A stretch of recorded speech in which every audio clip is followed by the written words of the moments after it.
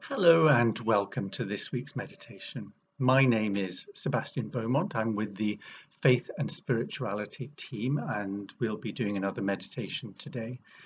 Before I start, I just want to say that there's quite a lot of extraneous noise where I am. So there's quite a lot of banging and hammering from a nearby building site. And I just want to mention this because we often feel, I think it's often thought anyway, that having a quiet place in which to meditate is what we really need. And that can be helpful, but sometimes we just can't get away from noise, and we just need to include noise in our meditation practice, which is to say, when we're being aware of what is going on in our experience, we just acknowledge that there's extraneous sound going on. We don't push it away. We don't get annoyed with it. Well, sometimes we might get annoyed with it, but we just notice that as well. We notice that it's there. We don't push it away, and we just get on with our meditation. In meditation, we work with whatever is there. And if that just happens to be a noisy room, then that is what we work with. And just noticing that is fine. Noticing our responses to it is also fine. And then coming back to our meditation is the way to go forward with that. I think that sometimes we set impossible aspirations for ourselves to be in a perfect situation in order to be able to meditate effectively. But actually, we work with whatever it is we've got at the moment, and that is almost always good enough. So what we're going to do to start with today is we'll do our usual 3-minute sit to arrive, and we'll start that now.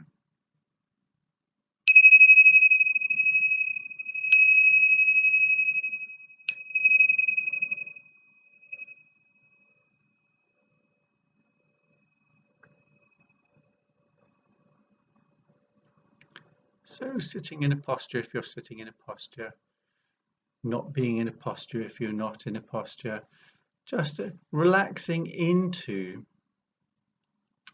an open experience of whatever is going on for you at the moment. So allowing yourself to experience whatever it is you can hear, whatever it is you can see, whether your eyes are open or closed, doesn't really matter. Having a sense of the body and the breath, the rhythm of the breathing.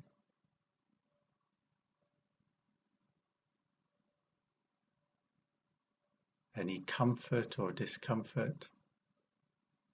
Just allowing all that to be there, just as it is, without judgment. We're just noticing.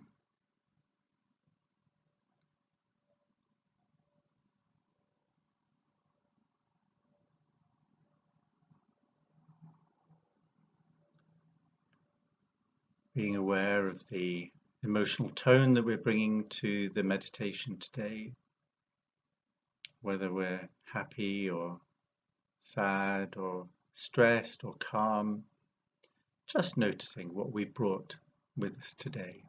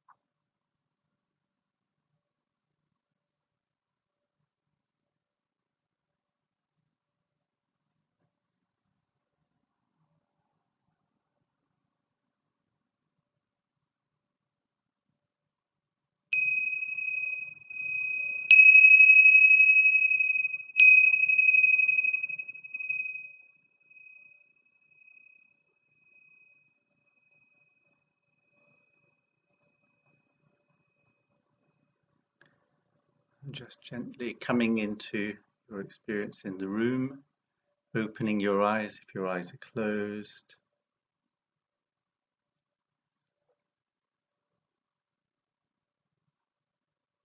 Okay, so what we're going to be looking at this week in addition to doing a meditation is we're going to look at the whole business of contraction and expansion. So I'm talking here about contraction and expansion of awareness or consciousness or our mental faculties.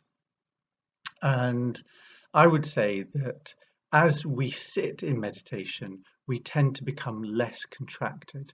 So we become less contracted into a sort of egotistic or self-centered kind of me type experience, where we're the center of our experience and we don't take other people into account.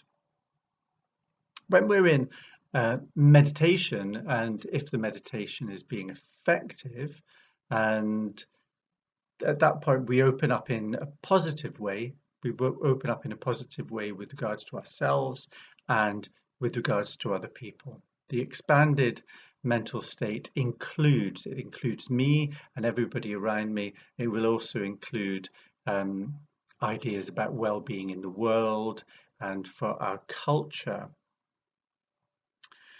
When we're contracted particularly into things like irritation or anger, we become preoccupied with ourselves, and that's a very contracted state. Our well-being declines when we're in a contracted state. Our well-being improves when we're in an expanded state. So all this that I've been talking about with regards to meditation over the last few weeks has been to promote a loosening up, an opening up into a more expanded state. It's not that we have to be serene or expanded all the time, and it's not that we want to push away anger or irritation, because these things are going to arise from time to time, whether we like it or not. The point is, with any contracted mental state, is to recognize it, to notice it, to allow it to be there without pushing it away, and just to open up into direct present experience and allow ourselves to gradually open up and expand, if you like, to notice the stillness in which all experience is arising. Doing this, doing a meditation practice, having a meditation practice allows us to use thinking as a tool rather than be mastered by it. So as I've said in previous meditation sessions, what we're doing is we're noticing when we're thinking, we're noticing whatever is going on, and then if we get caught up in anything, if we get caught up in any of our experience, we notice that we come back to the direct experience of the body and the breathing that we're doing. So what we're doing is we are interrupting the cycles of getting caught up in thinking particularly, and the contraction that comes about as a result of being caught up in that way. So what we're going to do is we're going to do the usual 4-stage mindfulness of breathing. I'm not going to give very much instruction here, and if this is unfamiliar, if this is the first meditation that you've done with me on this course, this is week 5 of 6, and there are 4 other meditations which you can find by scrolling down in the Facebook page, the Together Apart Facebook page, and if you pick an early class, then you'll get full instruction. So what we're going to do now is we're going to settle into a decent posture, sitting upright if you can, eyes closed unless you meditate otherwise by habit, and just preparing ourselves for a meditation. Hands well supported either by being folded in our lap or resting on our thighs. If you haven't got a posture like this, just anything that will allow you to be alert.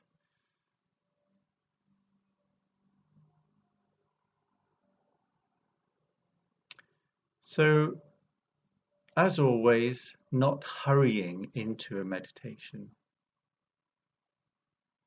just having a sense of the body, having a sense of the mood that we're in today. Whatever is going on in our minds is fine, because that's the starting point for a meditation. There is no such thing as a wrong starting point, because we simply start by noticing whatever is there. Any sounds, any sensations, any emotions, just letting them be there just as they are, without pushing them away in any way at all, gradually drawing ourselves into paying attention to the rhythm of the breathing, and we go into the mindfulness of breathing.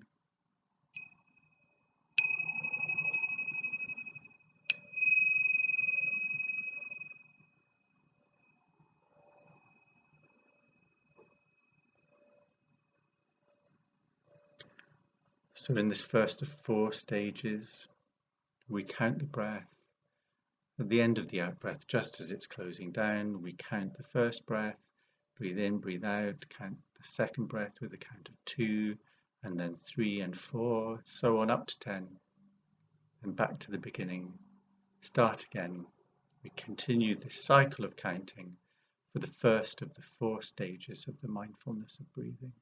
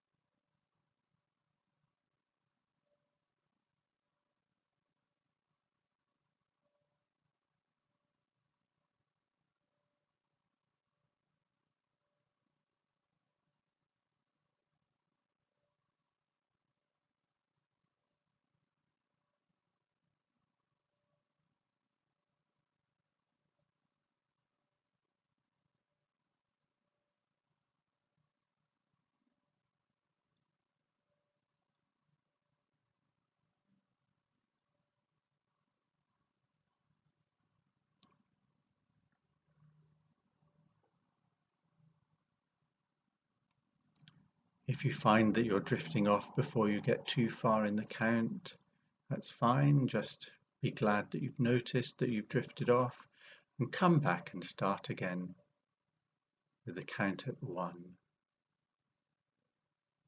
Counting very lightly, just a touch, like an autumn leaf falling gently, drifting to the ground and touching the ground gently as it lands. That's how lightly we use the count.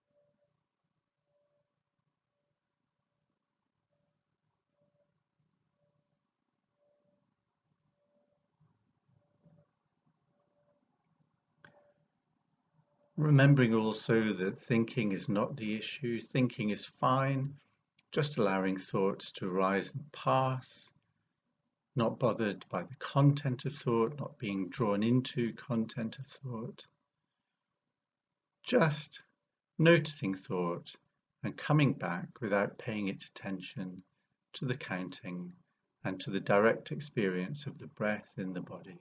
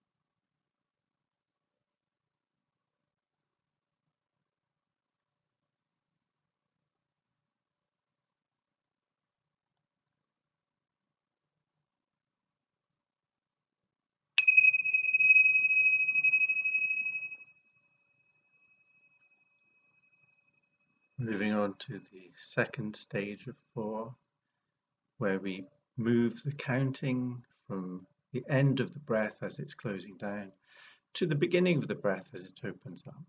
So breathe in, breathe out. As we start the next breath, we count 1 and 2 with the next breath, and so on up to 10, and repeating that for the second stage of 4.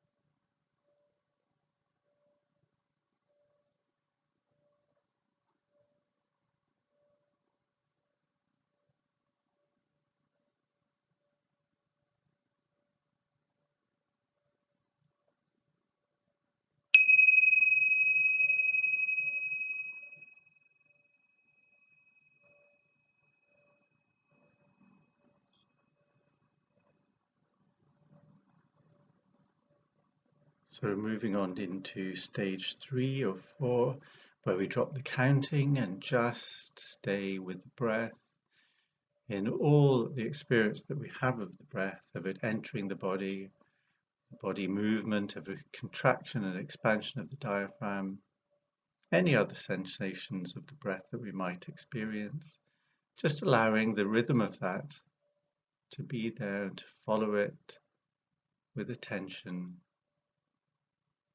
noticing the still point at the end of the in-breath and the out-breath, allowing our breathing to be exactly as it is, and bringing ourselves back to that if we find ourselves drifting off.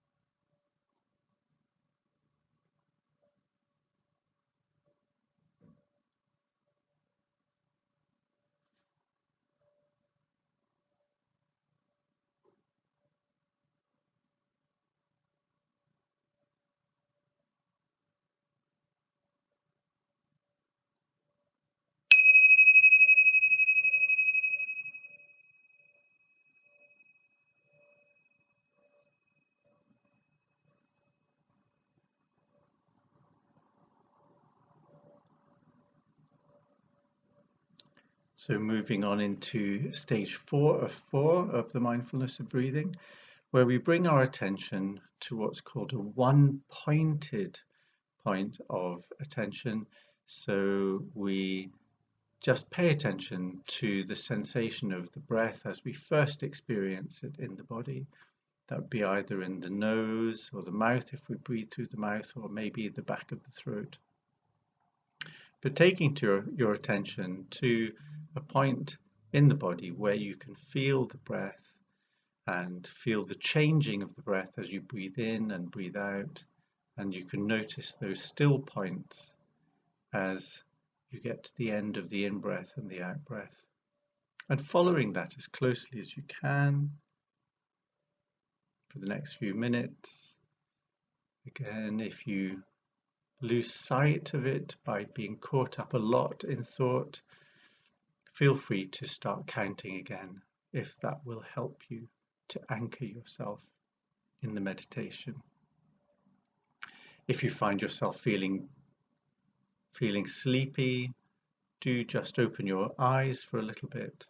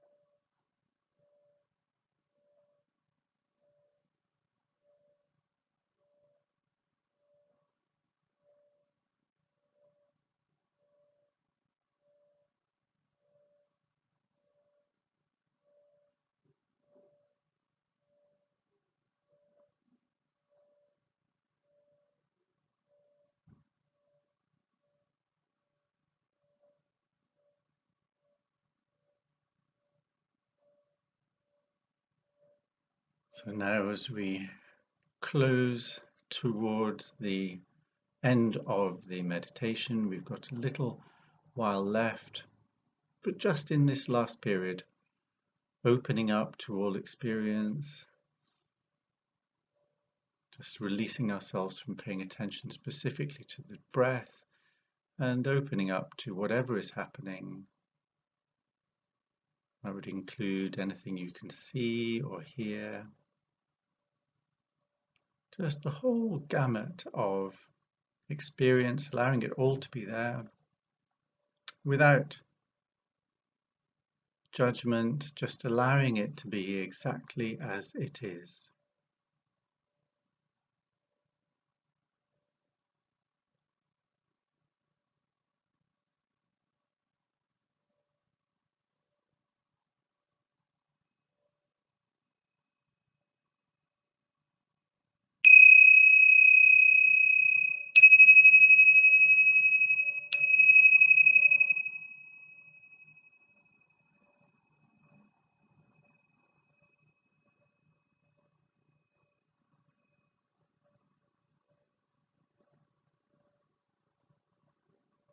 So without any hurry coming out of meditation, allowing yourself to relax wherever you're sitting.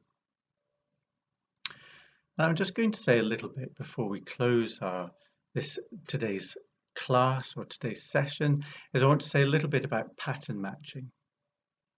So this sounds like a bit like a philosophical question, which would be, without looking down, how many legs are there on the chair that you're sitting on? If you're sitting on a standard chair, then the answer probably would be 4. You know quite well that there are 4 legs on the chair that you're sitting on. And this is because we pattern match from previous experience. We know that we saw the chair earlier. We've sat on lots of chairs, and so we know that a chair has 4 legs, or most chairs have 4 legs.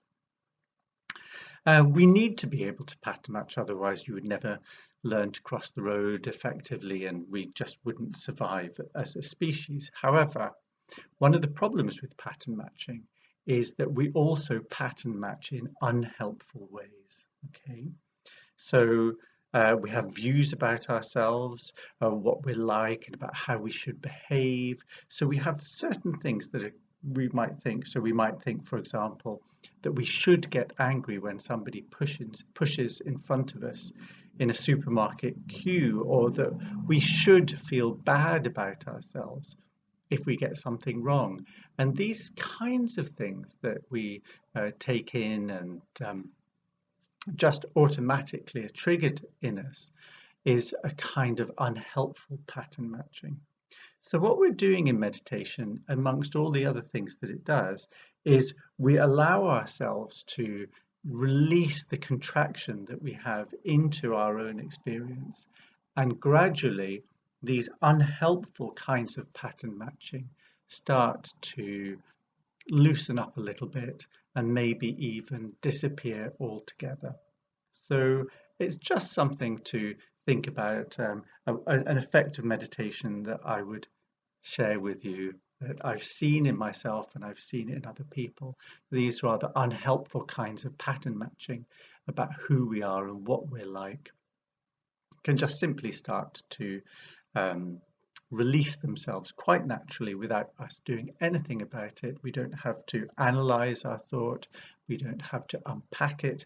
We just have to simply allow ourselves in meditation to become less contracted, and then all these things start to happen of their own accord. So I would say, just briefly, that wanting or not wanting a particular mental state, particularly in meditation, keeps us contracted and trapped in unsatisfactoriness.